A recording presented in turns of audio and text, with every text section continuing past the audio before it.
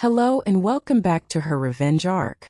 My name is Evelyn and tonight, I invite you to settle in, to dim the lights and listen closely. The story I am about to share is not one of screaming matches or shattered plates. It is a story about the quiet, creeping chill of inadequacy, the slow burn of resentment, and the meticulous, patient art of dismantling a life built on lies. It is the story of my sister-in-law, Clara, the woman who was, in all aspects, perfect. And it is the story of how I discovered that the most flawless surfaces often hide the deepest fractures. My first encounter with Clara was at a small, tasteful engagement party my fiancé, Tom, and his parents threw for us. I remember the scent of lilies in the air, the low hum of polite conversation, and the feeling of a very fine, very soft wool dress I had spent too much money on, hoping to make a good impression. Tom, bless his heart, was a wonderful man, kind, steady and uncomplicated. His family was much the same. Warm, welcoming and grounded. And then there was Clara. She didn't so much enter the room as she did arrive, like a ship coming into port, all sails unfurled. She was Tom's older sister, and the family spoke of her with a kind of hushed reverence. Clara the lawyer. Clara the philanthropist. Clara who had run a marathon in under 4 hours. She was tall and slender, with hair the color of dark honey, pulled back into a chignon so sleek it looked like spun glass. Not a single strand was out of place. Her dress was a simple sheath of navy blue, but it hung on her frame with an elegance that made my own expensive dress feel like a child's art project. "You must be Evelyn," she said, her smile perfectly symmetrical. Her voice was low and smooth like polished river stones. "Tom has told me so much about you. It's so wonderful to finally meet you, Clara," I managed, my hand feeling slightly clammy as I shook hers. Her grip was firm, confident. "And you," she said, her eyes doing a quick, almost imperceptible scan from my shoes to my hair. It wasn't hostile. It was evaluative, like a jeweler inspecting a stone for flaws. "I love your dress. So vibrant. It's a bold choice." And there it was, the first cut. It was so subtle, so expertly delivered that to anyone else it would have sounded like a compliment. But I heard the subtext. Bold. Not elegant, not classic. A choice that suggested a lack of sophistication. I felt a blush creep up my neck, and I saw Tom beam, completely oblivious. "I told you she'd love it," he said to me, squeezing my shoulder. This became the pattern of our relationship for the next 5 years. Clara was the sun around which the family planet of Martin, that was their family name, seemed to orbit. And I was a dim, distant moon, constantly being reminded of my own lack of luminosity. Our family dinners were her stage. I would spend 2 days preparing a meal, researching recipes, painstakingly chopping vegetables into perfect, uniform little squares. I'd set the table with our best china, the one we received as a wedding gift. When Clara arrived, she would glide into the kitchen, a bottle of perfectly paired, obscure French wine in hand. "Evelyn, this looks lovely," she would say, peering into a pot of cocoa vin I had simmered for hours. "Did you use fresh thyme? It makes all the difference. Last time I made this, I found that searing the chicken skin to a perfect crisp before the braise really locks in the flavor. It's a bit of an extra step, but worth it for the texture." She would say it all with an air of helpful collaboration, as if we were two gourmands sharing secrets. But the message was clear. My effort was good, but her method was better. My mother-in-law, bless her, would nod in agreement. "Oh, Clara, you always have the best tips. Evelyn is still learning." Tom would just eat, happy and content, remarking how delicious everything was, completely deaf to the nuanced symphony of condescension playing out around him. He adored his sister. In his eyes, she was brilliant and capable, and her advice was always a genuine attempt to help. When I tried to explain how her help made me feel, he would look at me with genuine confusion. "But honey, she's just trying to be nice. That's just how she is. She's a perfectionist. She just wants everything to be the best it can be." "The best she can be, you mean?" I muttered once under my breath. The holidays were the worst. Christmas at my in-laws' house was Clara's magnum opus. She would orchestrate the entire affair with the precision of a military general. The decorations were always magazine-worthy, a consistent theme of silver and gold, with hand-blown glass ornaments and tasteful flickering white lights. My own small contributions, a string of colorful sentimental ornaments I'd collected over the years, would be politely moved to a less conspicuous part of the tree, to not clash with the overall aesthetic, as Clara would explain gently. Her gifts were legendary. They were always deeply personal, incredibly thoughtful, and invariably expensive. One year, she gave her father a first-edition copy of his favorite book, sourced from a rare book dealer in London. She gave her mother a custom-designed necklace with the birthstones of her children and grandchildren, arranged in the pattern of a constellation. She gave Tom a vintage watch from the year he was born. My gifts, by comparison, felt clumsy and cheap. A cashmere sweater for my father-in-law. A spa package for my mother-in-law. A video game Tom had mentioned wanting. They were nice gifts, thoughtful even. But next to Clara's, they seemed like afterthoughts. She had a way of making my very best effort look like a lazy Sunday afternoon. "Oh, Evelyn, a sweater. How practical," she'd say, smiling that perfect, serene smile. The word practical hung in the air, a synonym for boring and unimaginative. I wasn't an insecure person by nature. I had a good job as a graphic designer, a career I was proud of. I had my own friends, my own hobbies. But around Clara, I felt my confidence erode grain by grain. I started to second-guess everything. Was my work good enough? Was my taste in clothes too bold? Was my cooking merely practical? She had planted a seed of doubt in me, and I was letting it grow, its roots wrapping around my self-esteem. I found myself shrinking in her presence. At family gatherings, I would speak less, content to let the conversation flow around me. I'd offer to do the dishes, to clear the table, to busy myself in the background. It was easier than being in the spotlight of her gentle, persistent judgment. I was becoming the person she saw me as, quiet, unremarkable, and secondary. The most frustrating part was that I couldn't truly hate her. She never raised her voice. She was never overtly cruel. Everything was couched in the language of love and support. She would praise my work projects, for example. "That's a really charming logo, Evelyn. It has a very homespun quality. It's perfect for a small local business." Homespun. Not professional. Not sleek. Not something that would ever pass muster in her world of corporate law and high-stakes litigation. I began to watch her, not with admiration, but with a kind of detached fascination. Her life was a fortress of perfection. Her apartment was immaculate, decorated in minimalist shades of gray and white. Her career was stellar. She was on the partner track at a prestigious law firm in the city. She ran charity galas, sat on boards, and still had time to have a perfectly curated social life. She often spoke of her demanding schedule, her frequent business trips. Chicago, New York, San Francisco. She was a woman in constant successful motion. Tom saw her as a superhero. I saw her as an enigma. Nobody could be that perfect. It was unnatural. It felt brittle. I had this persistent, nagging feeling that if you tapped on the flawless veneer of her life, you wouldn't find solid steel but hollow air. I had no evidence, of course. It was just a feeling, a quiet whisper in the back of my mind during the long, silent drives home after another perfect family dinner. The whisper said, "This isn't real."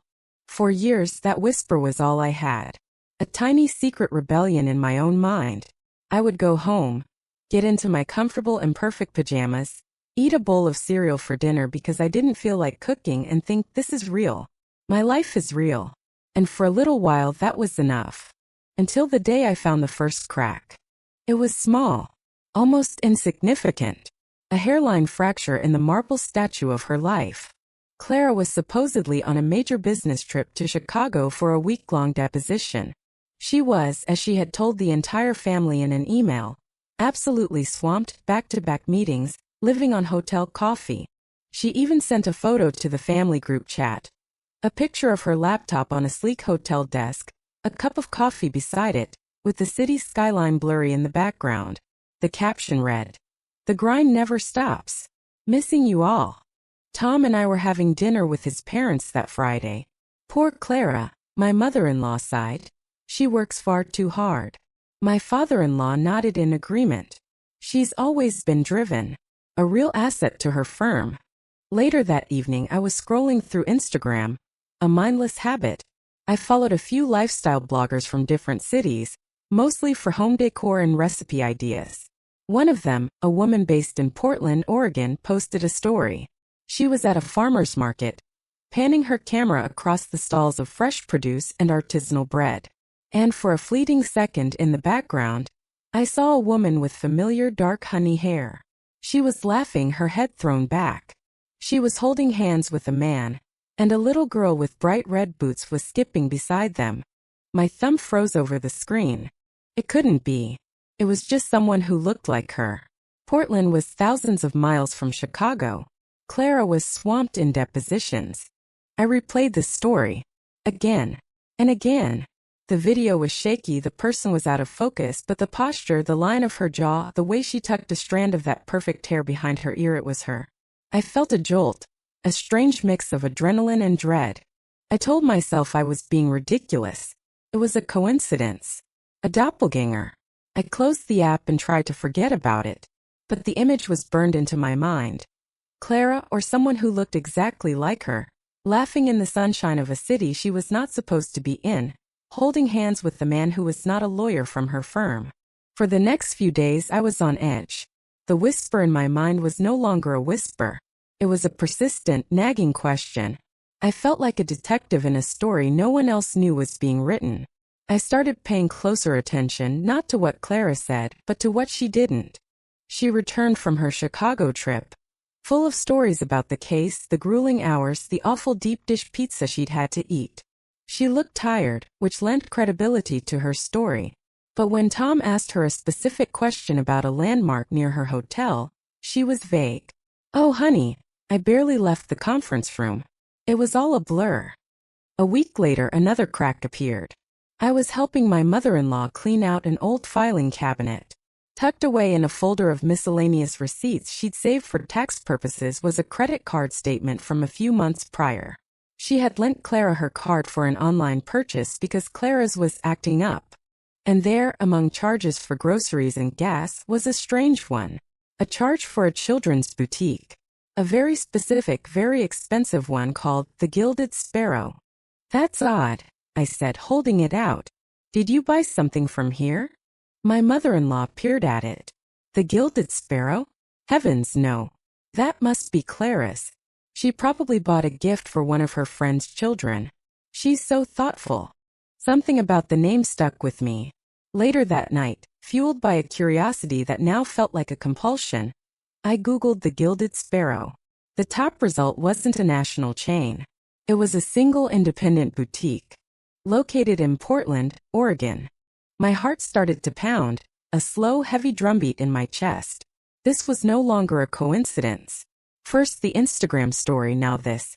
A charge on a specific date from a store in the one city she had no reason to be in. The investigation began in earnest. It became my secret, nocturnal project. After Tom went to sleep, I would slip out of bed and take my laptop to the living room. The glow of the screen my only companion. I wasn't a hacker. I was just a graphic designer with a good eye for detail and a growing obsession. I felt a strange sense of shame, like I was violating a trust, but a stronger sense of purpose pushed me forward. I had to know if what I was feeling, this deep, instinctual sense that her life was a performance, was real. I started with public records and social media, the modern-day tools of the amateur sleuth. I searched for Clara Martin's name in connection with Portland. Nothing. Her digital footprint was as pristine as her real-life persona. A polished LinkedIn profile, a lockdown Facebook account with a few family-approved photos, and a professionally sterile page on her law firm's website. It was a dead end. I felt a wave of disappointment, mixed with a strange sense of relief. Maybe I was wrong. Maybe I was just a bitter sister-in-law, creating a conspiracy to justify my own feelings of inadequacy. I was about to close my laptop when a new thought struck me. In the Instagram video, the woman who looked like Clara was laughing, carefree. She wasn't Clara Martin, the high-powered lawyer. She was someone else. What if she was using a different name? It was a long shot, a wild guess. But I had nothing else. I started thinking about her. Clara was a creature of habit and control. If she had an alias, it wouldn't be random. It would be something close, something familiar. Claire, perhaps? Or her middle name. I didn't even know her middle name. I went back to the one tangible clue I had. The Gilded Sparrow Boutique in Portland. I looked up their social media pages. They had an active Instagram, full of photos of smiling children in expensive, whimsical clothing. I started scrolling. Back through months of posts. It was tedious, mind-numbing work. My eyes burned from the screen's glare. And then I found it. It was a post from about 4 months ago. A Customer Appreciation Day event. The photo was a collage of smiling patrons in the store. And in one of the small squares in the bottom right corner was her. This time there was no mistaking it. It was Clara. She was smiling at the camera, her arm around the same man from the farmer's market video. He was handsome with kind eyes and a relaxed smile. And sitting on his shoulders, her little hands tangled in his hair, was the girl with the red boots. The caption below the collage read, "So great to see all our favorite families today. Thanks for stopping by, Mark, Claire, and little Lily." Claire, Lily, Mark. The names hit me like stones. They were so simple, so ordinary, so real. My breath caught in my throat. I felt a wave of vertigo, as if the floor had dropped out from under me. I stared at the photo, at this woman who called herself Claire, this perfect stranger who wore my sister-in-law's face. She looked happy, genuinely, radiantly happy. It was a look I had never seen on Clara's face. Clara's smiles were controlled, measured. Claire's smile was wide and uninhibited. This wasn't just a secret life. This was a whole life. A husband, a child, a home, a name. I spent the rest of the night falling down a rabbit hole. With the names Mark and Claire, and the location Portland, the internet opened up. I found Mark's public Facebook profile. He was a landscape architect. His profile was full of photos of him, Claire, and Lily. Photos of them hiking on Mount Hood. Photos of Lily's 5th birthday party, complete with a pony. Photos of him and Claire on a date night, holding wine glasses, his arm wrapped around her. His bio read, "Husband to the most amazing woman, father to a little firecracker, living the dream in PDX." I scrolled through years of photos. This wasn't new. This had been going on for at least 6 years. 6 years of a complete, parallel existence. I found Claire's profile linked from his. It was private, but her profile picture was a sunny photo of her and Lily, their cheeks pressed together. Her name was listed as Claire Miller. Miller. Mark's last name. I felt a cold, chilling clarity wash over me. The business trips. The long hours. The unexplained fatigue. It all clicked into place. She wasn't flying to Chicago for depositions. She was flying to Portland to be a wife and a mother. She had 2 lives, 2 families, 2 identities running concurrently, each one oblivious to the other. Our life with us was her work week. The high-powered lawyer, the perfect, ever so slightly distant daughter and sister. Her life in Portland was her weekend, her escape, her real life. The anger I expected to feel didn't come. Not yet. Instead, I felt a profound sense of pity, and a strange, unsettling validation. I wasn't crazy. I wasn't inadequate. I was being compared to a ghost, a fictional character Clara had created. The perfection that had haunted me for years was a lie, a carefully constructed stage play. And she was the lead actress, director, and producer. I closed the laptop as the first hints of dawn grayed the window. The house was silent. Tom was sleeping peacefully upstairs, dreaming, I was sure, of his perfect, admirable sister. I sat there in the dark, the secret heavy in my gut. I now held the strings to her entire bifurcated world. I could pull one, and the whole elaborate puppet show would come crashing down. The question was no longer what was happening. The question was, what was I going to do about it? For a week I did nothing. I carried the knowledge around with me like a hot coal in my pocket, searing in secret. I watched Clara at our next Sunday dinner with new eyes. I saw the faint lines of exhaustion around her eyes that I had previously attributed to her demanding career. Now I saw them for what they were. The strain of a woman stretched between 2 lives, 2 time zones, 2 identities. Her condescension no longer stung. It felt pathetic. When she commented that my choice of a Riesling was interesting with roast pork, instead of the usual Pinot Noir, I just smiled. The power dynamic had shifted. I was no longer the audience member being judged. I was the only person in the theater who knew the actress was wearing a mask. The initial shock gave way to a cold, simmering anger. Not just for me but for everyone she was deceiving. For Tom, who worshipped a fabrication. For her parents, whose pride was invested in a lie. For her husband in Portland, Mark, the kind-eyed man who wrote loving captions on Facebook. And for that little girl, Lily, with her red boots and her innocent smile, who had no idea her mother was a ghost. My first impulse was to expose her. To drop a bomb in the middle of the next family gathering. To forward Mark's Facebook profile to Tom and watch the fallout. It would be dramatic. It would be swift. But it would also be messy. It would cause immense pain to people I loved. Tom would be devastated. His parents would be heartbroken. A public implosion felt like her level of drama, not mine.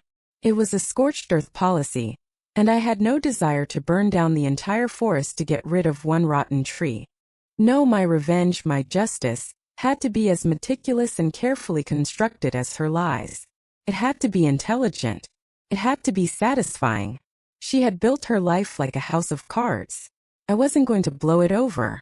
I was going to wait for the perfect moment and then gently, precisely remove the one card that made the whole thing stand up. I wanted her to be the agent of her own destruction. The opportunity presented itself a few weeks later. My in-laws' 40th wedding anniversary was approaching. It was a huge milestone, and of course, Clara immediately took charge of planning the celebration. It was to be her masterpiece, the ultimate showcase of her perfection. A lavish party at a beautiful historic hotel. A string quartet. A 5-course meal. A guest list of 100 people. "I'll handle everything," she announced in the family group chat. I wanted to be absolutely perfect for Mom and Dad. And there was my opening. I called her a few days later. "Clara," I said, my voice carefully neutral. "I know you're handling the party, but I was thinking it would be so wonderful to have a tribute video for them. You know, a montage of photos and video messages from friends and family who can't be there. I could take that on if you like. It would be my contribution." There was a slight pause on the other end of the line. I could almost hear her calculating. My offer was helpful, thoughtful, and most importantly, it was a task she likely saw as sentimental and slightly beneath her own grand planning. It was the perfect Evelyn task.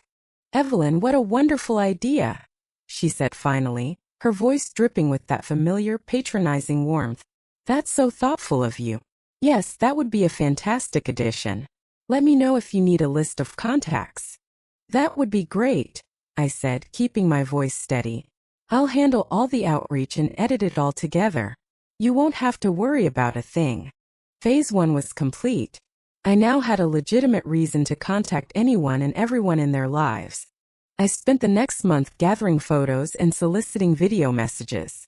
I spoke to old college friends, distant cousins, former neighbors. It was a lovely, heartwarming project on the surface.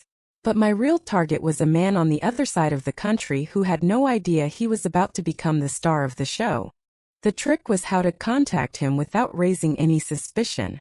I couldn't just email him and say, "Hi, your wife is a bigamist, please send a video." The approach had to be subtle, plausible. It had to come from a place of ignorance. I used LinkedIn.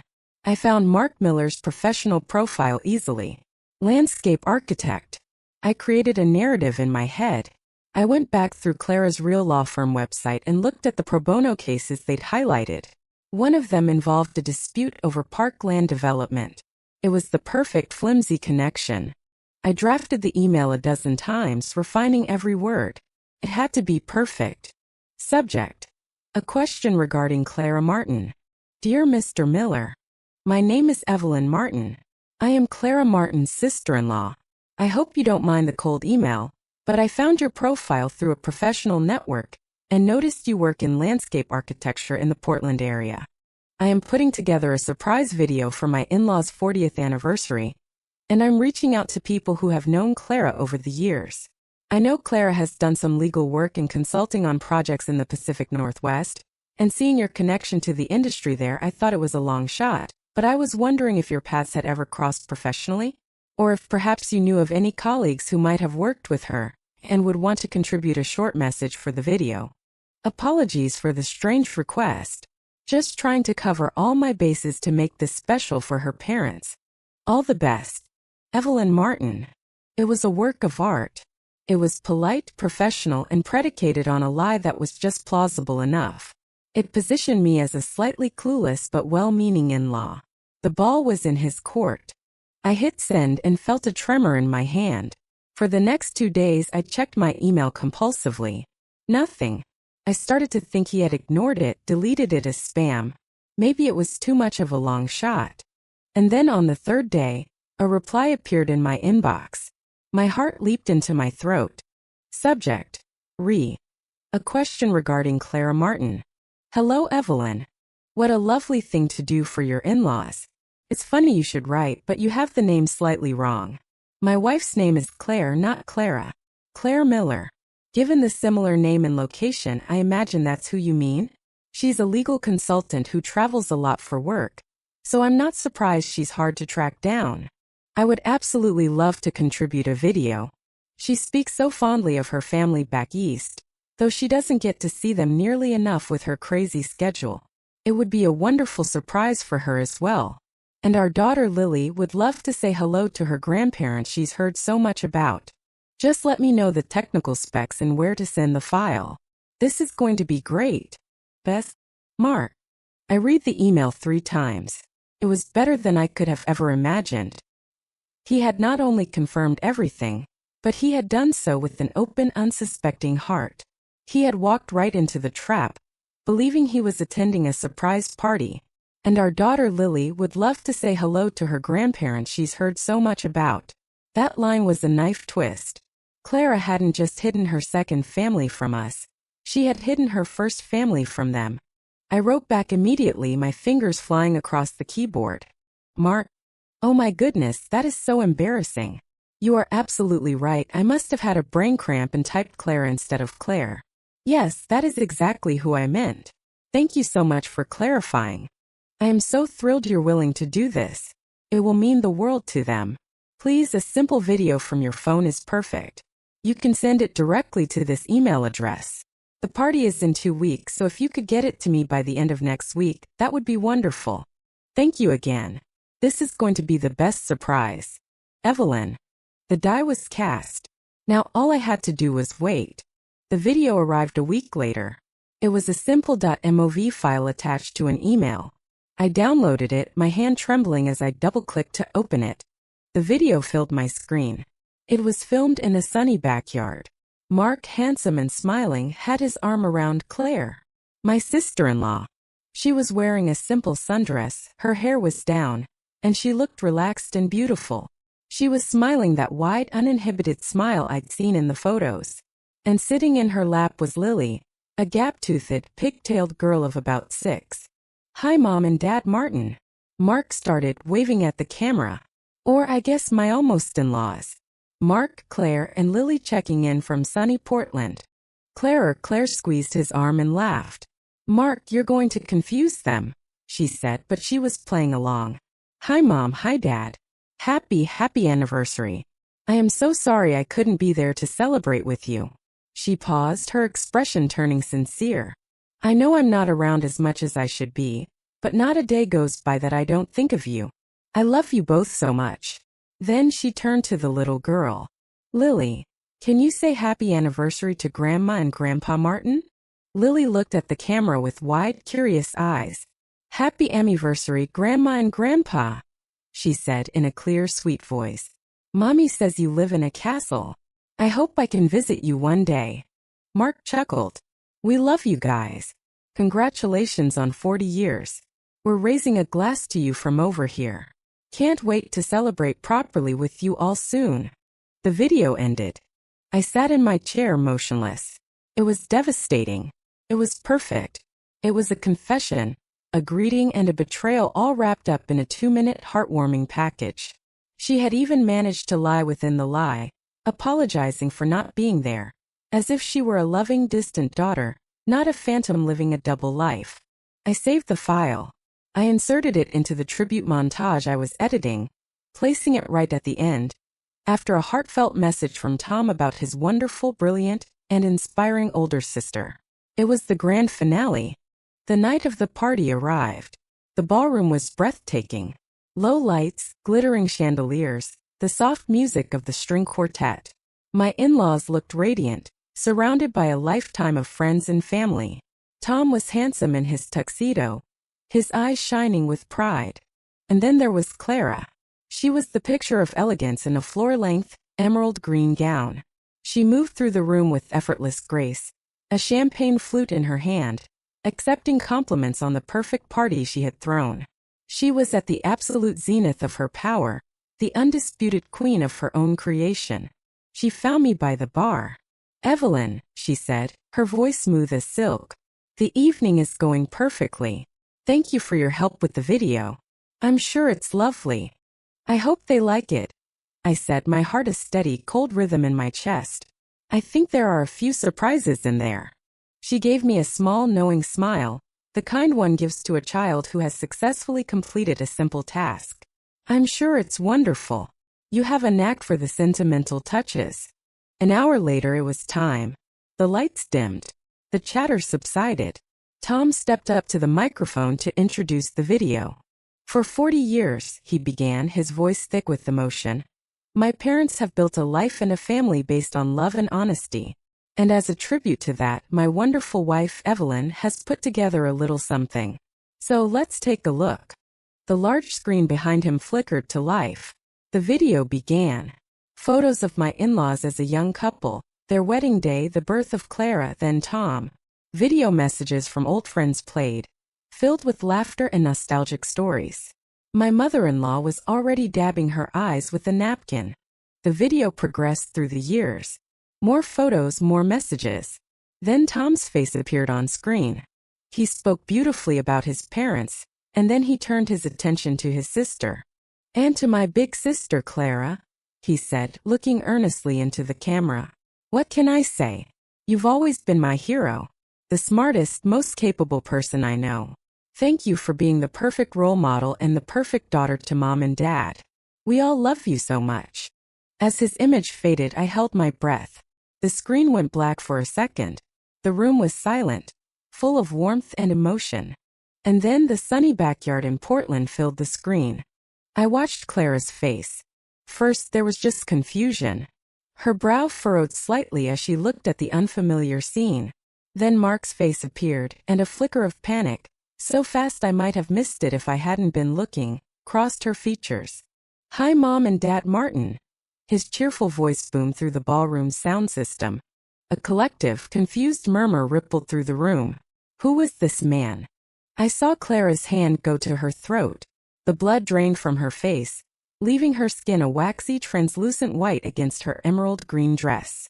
Her perfect, serene smile was gone, replaced by a mask of pure, unadulterated horror.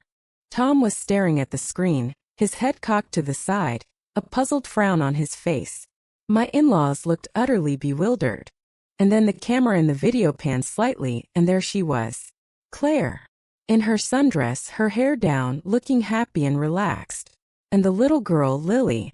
"Happy anniversary, Grandma and Grandpa." The sound of the little girl's voice, so sweet and innocent, echoed in the deafening silence of the room. Every eye was now fixed on the screen, then darting to the real-life Clara, standing frozen by the head table.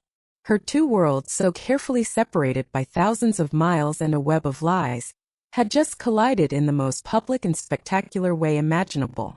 The video ended. The screen went black. No one spoke. No one moved. The string quartet had stopped playing. The only sound was the faint hum of the projector. In that moment I felt no triumph, no glee, just a profound, hollow quiet. I had not screamed or accused. I had not revealed a single thing. I had simply held up a mirror. I had taken her lies, packaged them beautifully, and presented them as a gift. And in front of everyone she had ever wanted to impress, she had been forced to open it. Clara stood there for what felt like an eternity, her face a blank canvas of shock. Then, without a word, she turned and walked, not ran, out of the ballroom. Her perfect posture was gone. She looked small and broken. The great ship had finally run aground. The aftermath was quiet and devastating. An implosion rather than an explosion. The party ended abruptly, guests leaving in a state of hushed confusion. Tom and his parents were left in the wreckage, trying to piece together the fragments of the life they thought they knew.